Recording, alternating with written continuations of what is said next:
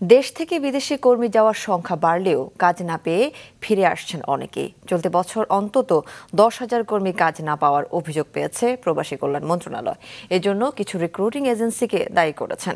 প্রবাসী কল্যাণ প্রতিমন্ত্রী জানিয়েছেন, এর কারণ অনুসন্ধান ও কর্মীদের ছাড়পত্র দেওয়ার পদ্ধতিতে পরিবর্তন আনা হচ্ছে। মাশরুক রাহাতের রিপোর্ট।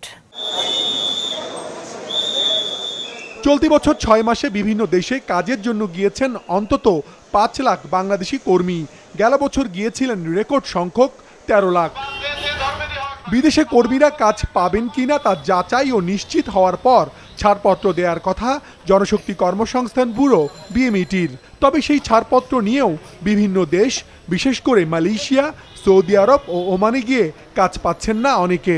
6 মাস ধরে আসছি, কিন্তু এখনো কাজ কাম পাই নাই, কোম্পানি আনে রাখার পর এখন মতো খানা দানা কিছু হয়ে যায় এবং খোঁজ খবরও নেয়। 10 তারিখে বাসার মেয়াদ শেষ, আমাদের বাড়ি করে দিবে বাসার থেকে বলছে, আমাদের কোনো চাকরি দেয় না।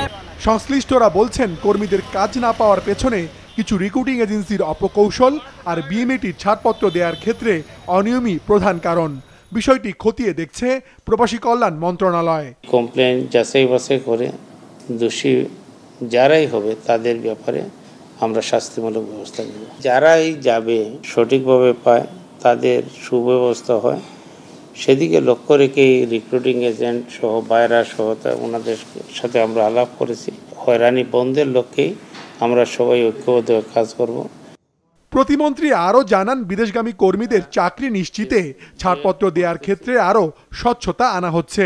176টি দেশে মানুষ যাচ্ছে, সেই দেশে যারা যাইতেছে কর্মসংস্থানের জন্য যাইতেছে, যাতে ভালোভাবে কর্মসংস্থানের ব্যবস্থা হয়, মানুষের থাকা খাওয়ার ব্যবস্থা সুবন্দোবস্ত করা হয়, তাদের বেতন গুলা যাতে সঠিকভাবে পায়, সেদিকে লক্ষ্য রেখে ছাড়পত্র দেওয়ার ব্যাপারে আমরা যাচাই বাছাই করব এবং যে এমপ্লয়ার সে সত্যিকারের ডিমান্ড নোট দিচ্ছে কিনা সেগুলো যাচাই বাছাই করেই দেওয়া হয়। অভিবাসন খাতের বেসরকারি গবেষণা সংস্থা রামরুর গেল বছরের জরিপে দেখা গেছে, যেসব কর্মী দেশে এসেছেন তাদের মধ্যে 35%ই কাজ না পাওয়ার কারণে ফেরত আসেন। মাশরুক রাহাত, মাছরাঙা সংবাদ, ঢাকা।